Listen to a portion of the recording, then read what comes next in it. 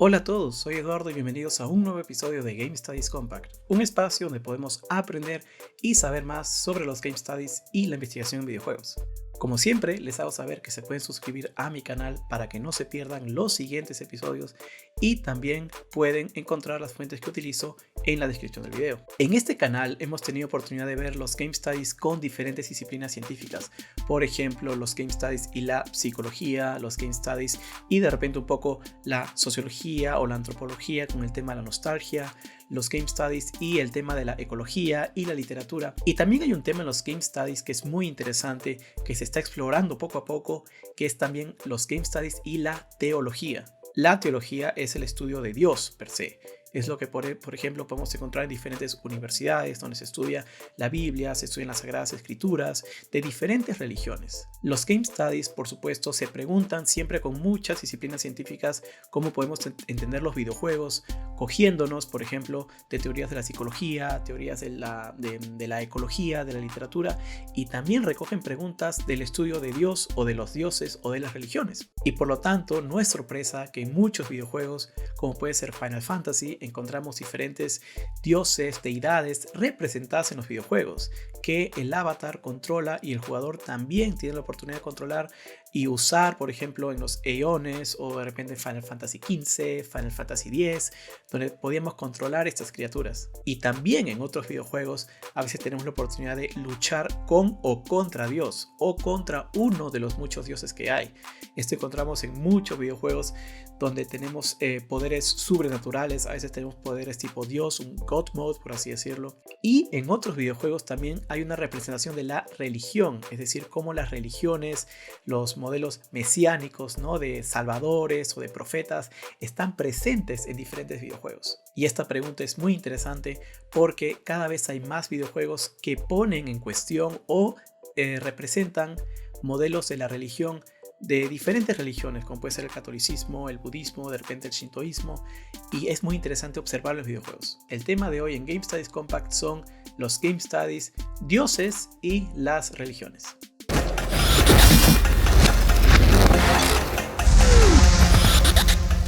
Y la primera investigación que quiero mostrarles es de Larseveld del año 2020 y lleva el nombre Abriendo mi caja Shinto.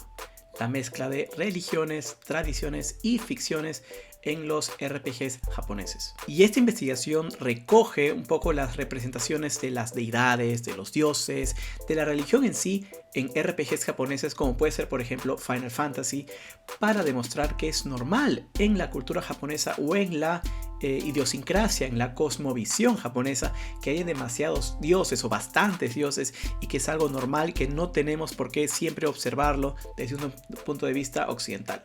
Empezando, la investigación comenta de que nosotros tendemos a ver la religión desde un punto de vista, digamos, eurocéntrico, occidental, que es un dios por cada religión, ¿no? O cada religión tiene solamente un dios.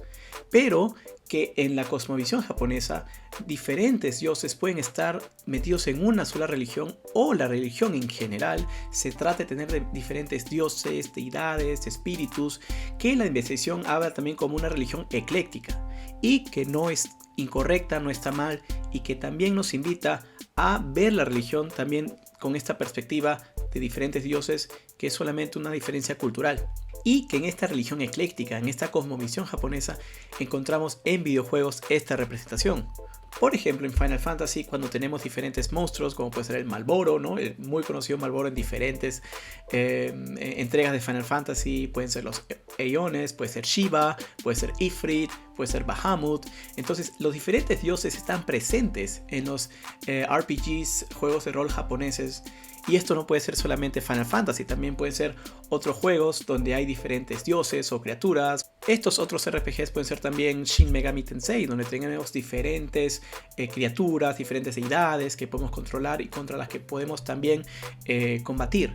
Que no es necesariamente decir que está mal, ¿no?, diferentes monstruos, diferentes religiones, diferentes dioses, sino es que es parte de la cosmovisión, cultura, idiosincrasia, y que la investigación de Build nos invita a entender y romper un poco esta barrera occidental que tenemos. Un ejemplo interesante de la investigación también con Final Fantasy es Final Fantasy XV, y la investigación explica cómo Final Fantasy XV, que es un RPG de Final Fantasy, tiene un setting, digamos, contemporáneo, con un auto moderno, digamos un príncipe y sus 3, digamos, guardias que viajan en este auto, tienen aventuras, digamos, en un setting moderno, ¿no? Con tecnología, pero es un mundo también con un contexto medieval, un contexto digamos, de 2 reinos que están en conflicto, y en este reino en conflicto, en esta también comunicación, en este setting moderno a la vez contemporáneo, también están los monstruos, los dioses, las deidades, y de que esto no tiene que ser necesariamente raro, sino que es parte del juego y también parte de la mezcla de creencias, religiones, contextos teológicos, que es parte también de la cosmovisión oriental y que es muy interesante observar en este juego de Final Fantasy. La segunda investigación que quiero mostrarles es del año 2014 de Richard Fertig y lleva el nombre de desarrollar un marco para entender la relación entre videojuegos y religión. Este artículo es bastante interesante porque nos ofrece un marco, digamos, nos ofrece una tabla, nos ofrece una especie de instrumento para entender y observar y buscar mejor dónde están los componentes de la religión en diferentes videojuegos. Y la investigación encuentra que hay 4 componentes que podemos encontrar para entender mejor la religión en los videojuegos. El primer componente es el contenido del juego, el game content. Este concepto se refiere a juegos donde el propósito del juego o una de las metas del juego es enseñar, inculcar o explicar un poco sobre una cierta religión. Y esto es algo que podemos encontrar en diferentes juegos de manera directa o indirecta. Por un lado hay serious games o de repente juegos educativos, pedagógicos, donde se trata de un poco de explicar la religión, explicar el catolicismo, el cristianismo, de repente otras religiones. Pero también hay juegos donde parte de la trama, parte de la meta del juego es una confrontación con la religión. Este puede ser, por ejemplo, en Assassin's Creed, donde tenemos, digamos, los templarios y los asesinos, y es una pugna también en la parte religiosa entre el cristianismo, catolicismo, o también otros videojuegos, como pueden ser, por ejemplo, en God of War, pueden ser también incluso Nier Automata, o también pueden ser juegos como Far Cry o la saga de Far Cry, donde tenemos una meta que es de repente derrotar a un mesías, a un profeta, ¿no? O de repente derrotar a un fanático, y estamos constantemente confrontados con elementos religiosos y con metas que tienen que ver un poco también con la religión. Y también un poco también con el tema del post-apocalipsis, por supuesto, como puede haber en otros juegos, y el surgimiento de nuevas religiones o nuevas sectas, etc. El componente número 2 se refiere al game context o al contexto del juego. Y esto se refiere a los paisajes, a las construcciones, a los vehículos, a diferentes elementos que podemos encontrar dentro del juego que nos ayudan a también entender un poco mejor el elemento de la religión. Y acá tenemos diferentes ejemplos como puede ser Far Cry y las iglesias y digamos los fanáticos que pueden estar en los diferentes lugares. También puede ser mismo Assassin's Creed, donde tenemos las iglesias, las construcciones, los templos. También God of War, donde está el game context que se refiere a los templos, a los elementos religiosos de la mitología griega, y diferentes juegos en general donde encontramos incluso cruces, encontramos nuevas religiones o derivados de las religiones.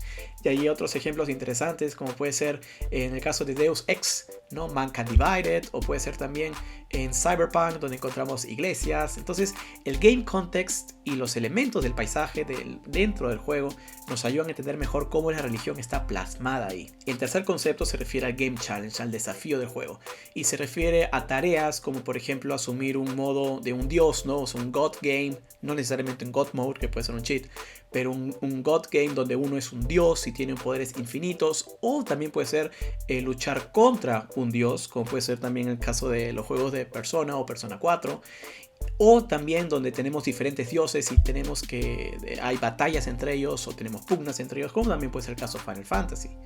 También con el Game Challenge entra el concepto de tener diferentes timelines o diferentes endings, ¿no? O sea, los karma games, donde podemos a partir de nuestras decisiones ver cómo se desenvuelve el juego, un buen ending, un mal ending. Y eso también tiene un concepto un poco con la religión, porque podemos ser buenos o podemos ser malos, y eso deriva en cómo termina el juego. Y el cuarto concepto para entender cómo la religión está en los videojuegos es el concepto del player capital o el capital del jugador. Esto se refiere a cuáles son las creencias, ¿no? Cuáles son las informaciones, los contenidos previos que el jugador trae consigo y al momento de jugar. Acá puede hablarse de, digamos, niños o adolescentes o adultos que de repente son muy religiosos y de repente al momento de jugar no quieren tomar decisiones, digamos, malas como matar o, digamos, asesinar o de repente cometer crímenes, y prefieren, digamos, un approach, una manera de jugar un poco más sigilosa, más pacífica. O al contrario, si tú puedes tener una persona digamos, con una actitud más agresiva o de repente más escéptica hacia la religión, solamente por dar un ejemplo, puede tener un gameplay de repente un poco más agresivo. Y ese concepto del player capital, de qué es lo que trae el jugador, es bien interesante porque nos ayuda a ver también cómo podemos perfilar el juego, qué deseamos que el jugador haga. Queremos que el jugador tenga una nueva actitud hacia la religión al momento de jugarlo, queremos que el jugador tenga, digamos, una mejor perspectiva de una religión católica o cristiana o otra religión. Y la investigación concluye que podemos utilizar este framework, ¿no? Estos 4 conceptos, por ejemplo, para desarrollar videojuegos, donde queremos, digamos, que los jugadores aprendan algo y podemos medir este grado de aprendizaje. Podemos también medir cómo son los valores éticos que el jugador trae hacia el videojuego, qué valores éticos de repente están influidos, se pueden cambiar. Entonces, podemos también incluir guías, podemos incluir también paisajes, elementos en el juego que nos ayudan también a complementar cómo queremos nosotros plasmar la religión. Entonces este framework es muy útil, que se puede utilizar en el game design también para ver cómo podemos insertar elementos de la religión en diferentes videojuegos para diferentes propósitos. Y la última investigación que quiero mostrarles es del año 2018 y lleva el nombre de Desencantando la Fe, religión y autoridad en el universo de Dishonored. Dishonored es un juego emblemático, es una saga ya de 3 títulos, que es un juego también que tiene una especie de modelo karma, un karma game, donde nuestras decisiones dictaminan cómo termina el juego, cómo es el ending del juego. Podemos ir en modo sigilo, intentando no matar enemigos, intentando no estar descubiertos y tener un final un poco más optimista, más positivo, o crear caos, ¿no? Matar enemigos, utilizar armas y tener un final, digamos, un poco más pesimista. Y esta investigación observa los diferentes modelos de autoridad, de poder en el juego de Dishonored, y se pregunta cómo la religión está presente en este juego, en Dishonored, y cómo la religión se manifiesta a través de los modelos de autoridad en los 3 diferentes juegos. Y esta investigación utiliza teorías, conceptos de la sociología, sobre todo de Max Weber, para hablar de los tipos de autoridad. Y estos tipos de autoridad pueden ser tradicionales, carismáticos y legales. Por ejemplo, la investigación habla de la abadía de Quidam o el Abbey of the Everyman en Dishonored 1 o en Dishonored 2 también, y cómo esta abadía representa el ideal de autoridad y legalidad dentro de la religión del videojuego. Es decir, en esta abadía se persigue a personas que no practiquen esta religión, se castiga a las personas que piensen de manera diferente, y también se pone muy contrapuesta al outsider, al forastero en Dishonored 3. Pero también habla de cómo ahí está el modelo de poder y el modelo de autoridad. En la abadía de Everyman no siempre se busca imponer la autoridad, imponer la legalidad de esta religión y castigar al quien no la practica. Y eso es algo que encontramos siempre en los diálogos, en los paisajes, en los grafitis también, de que cómo hay gente que, digamos, en la oscuridad, en lo secreto, busca de alguna manera contraponerse a esta abadía, pero habla también de cómo al mismo tiempo la abadía es fuerte, es imponente, es un modelo religioso también, ¿no?, que se impone hacia las personas en las diferentes islas en el universo de Dishonored. En este modelo de los ideales también está lo carismático, y esto de lo carismático y de cómo la religión y la autoridad se manifiestan a través de un personaje carismático, de una persona, digamos, que está cerca de las personas, del pueblo, lo encontramos en Dishonored 2, en la persona de Delilah Copperspoon, la antagonista del juego. Porque Delilah Copperspoon tiene una secta, controla personas, se manifiesta, digamos, conversando, hablando, tiene sus sisters, sus hermanas de la secta.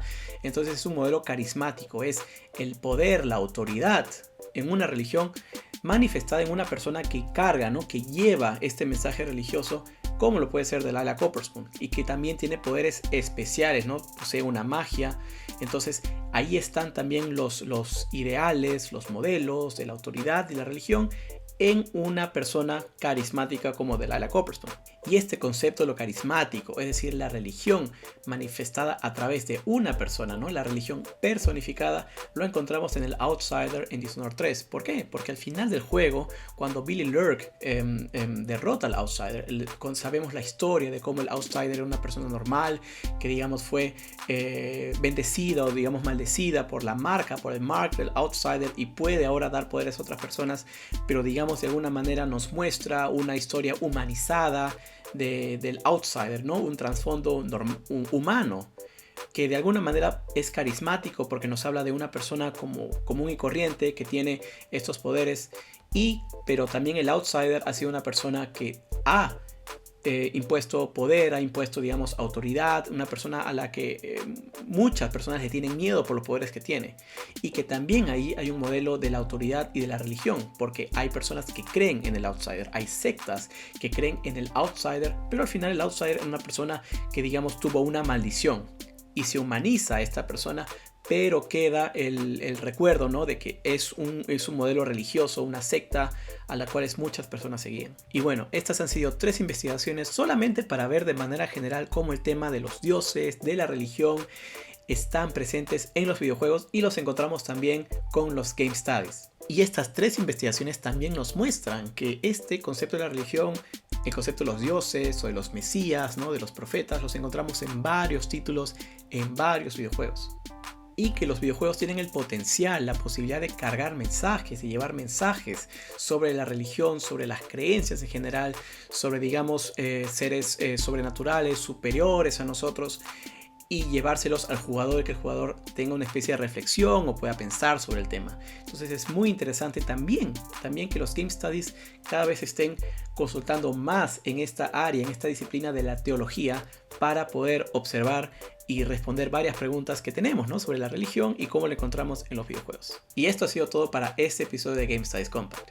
Y les hago recordar que pueden suscribirse a mi canal para que no se pierdan los siguientes episodios de Game Studies Compact y también puedan revisar los anteriores. Las investigaciones que he utilizado y los segmentos en este video para cada investigación también los encuentran en el timeline en el video. Les deseo a todos un gran día, cuídense mucho y hasta la próxima.